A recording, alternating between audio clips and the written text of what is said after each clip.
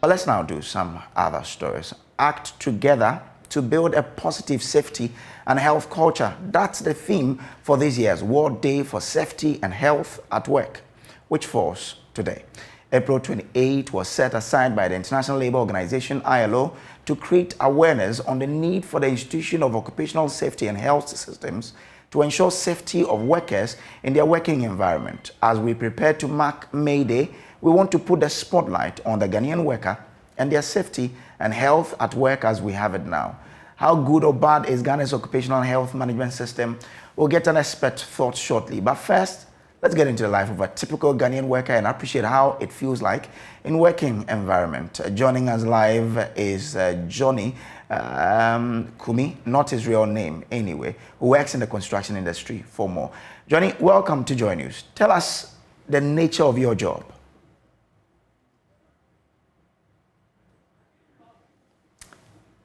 Hello, Johnny. Tell us the nature of your job, the nature of the job you do currently. Okay, I'm a supervisor and I supervise a constructional company. And there are a whole lot of challenges we're facing. And you know, as you know, health is very important, and the safety is very important for every worker. But I think when it comes to safety, in Ghana especially, most constructional areas, safety is very poor. And I think with gloves, safety boots, sometimes we have to give pressure, or someone has to get hit. So Johnny, I want to understand what the situation is like in your company, where you work. In my company. Yeah. Okay. In my company, safety is a problem. Safety is a very big problem. With boots and with gloves, you see, with construction, we need boots for safety of our foot, and we need some gloves too as well to protect our hands. But most of the times we don't have them, unless someone gets hit before they try to bring it up. How long has this persisted? Oh, it's been years. But when I came over to the company and was elected as a supervisor, according to the workers who have been there, they have never received any gloves, safety boots before. But I put on some pressure on them, and I had to get hit myself to scare them like I can take them on before they rushed and bought some safety boots and gloves. What injury did you have before they were able to do that? I had a towel fell up, so I had a cut on my hand. So I always go to the management and be like, the workers need gloves. We always need gloves, but they don't pay attention. So, how serious was that injury, and what was the reaction of your company? How were you treated? Oh, it was very quick. With me, they know how I am. I don't know whether they were scared I was going to do something crazy or something like that. Because I always be like, if something happens to me, it won't be good. You understand? I mostly say that because we need safety staff. And even with this first aid box, I had to fight. Someone had to get hit before they buy. I put pressure. So if I wasn't around, let's say there will be nothing like that. People get hurt every day and night. Interesting. How has your injury affected your daily activities in this company? Okay, it wasn't a deep cut though, but it was kind of normal. Okay. But it's okay. It's okay. Apart from you, has anybody else also sustained an injury which probably is even more dangerous than yours? Oh yeah, but I think it was a cut, the same cut, but it was a bit dangerous. It was a bit dangerous, but they still didn't pay attention till I had that issue. Yeah. So I had my cut. So the way I reacted, with my reaction, I don't know if that got them scared for them to go buy the clothes that day and the safety boots. Okay. Yeah. Okay. All right. But before I let you go, if you are being fair or critical of what is pertaining in your company, how would you describe the safety environment of this company you work in? Okay. With the safety, for now, I think it's getting better because I'm involved and I make sure everyone puts on their gloves with their boots. Okay. So because I do care about them too as well because we are all people, we are all one people. All right. And if one person gets hurt, it affects okay. us all. Johnny, thank you very much for joining us. Let's now move to Head of Department Social Protection, Occupational Safety, Health and Environment at the Trades Union Congress, Ghana, Nadia Teresa Abuga, who joins us live with more. Good morning, madam, for your time.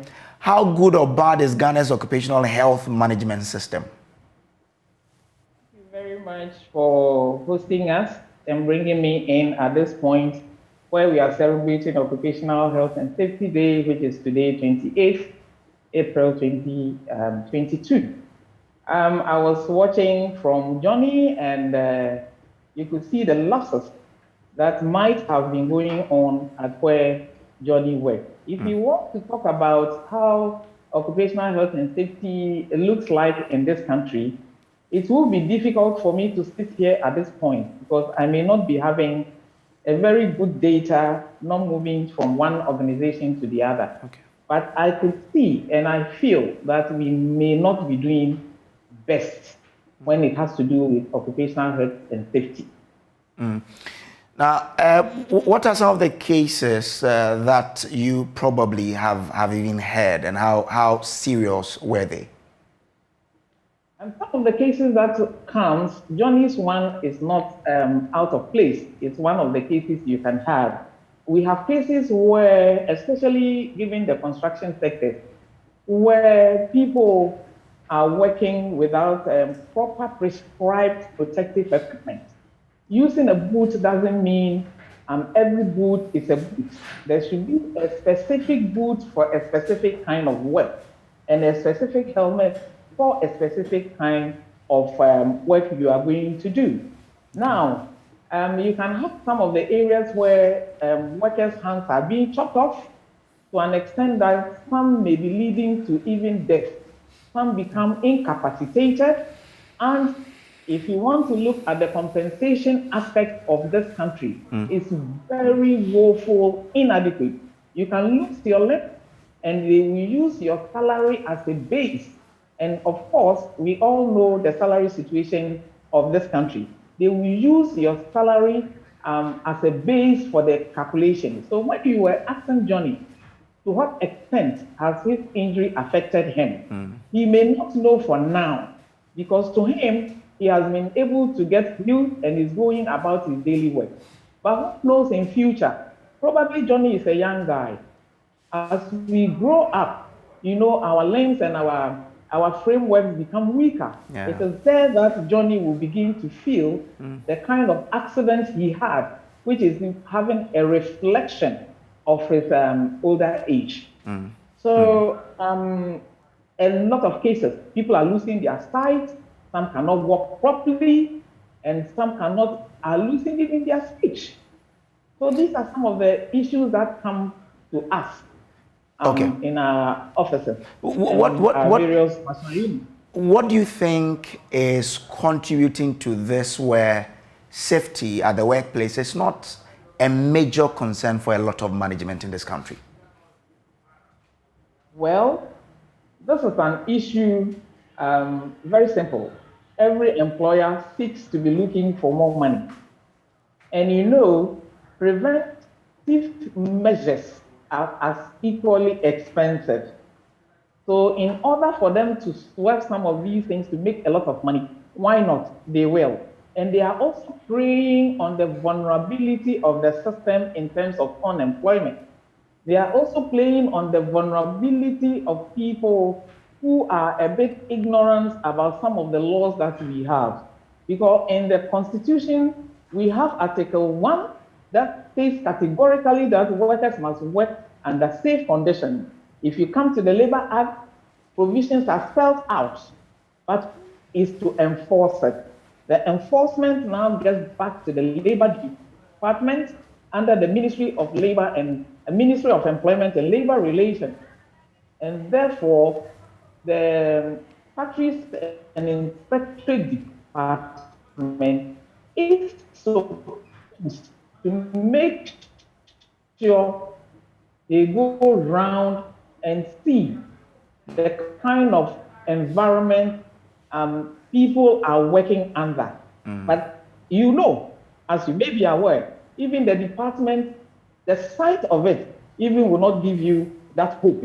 So it's like the vulnerability of people, the ignorance of people, employers want to make cash in, and that is why our... Well, very interesting thought there. But there's more to talk about that inspectorate division. But you've spoken about probably under-resourcing could be a factor why they are not able to effectively perform their functions. Yeah. But what exactly are we asking for on behalf of Labour on this year's commemoration? What we are asking for, sorry, I think I'm having some breaks. And it's okay. You're okay. Can you please repeat what you said? Now, I was asking what exactly we're asking for on behalf of Labour on this year's commemoration. Can you hear me? I can perfectly, ma. Yeah. Okay, what exactly we are asking for now is, one, to make sure that our occupational safety and health bill that has been on the drawing board since 2017 is given the needed priority so that it is passed into law for us to be able to have the needed systems in place to be able to work under safe environment. Then two, to resource the Labor Department, including the Inspectorate Department, and also offer a review of the compensation system we have in this country. So these are the things we are asking for on this day. And this will help us to make safe and healthy work a fundamental right. And just a quick one, the International Labour Organization, looking at the nature of countries refusing or in a way not adhering to occupational health and safety, is pushing to have occupational health and safety as a fundamental right, which will then mandate all member states to have systems in place to make sure occupational health and safety is brought to the front burner. Okay. Nadia Theresa Abuga, I'm grateful to you for joining us here.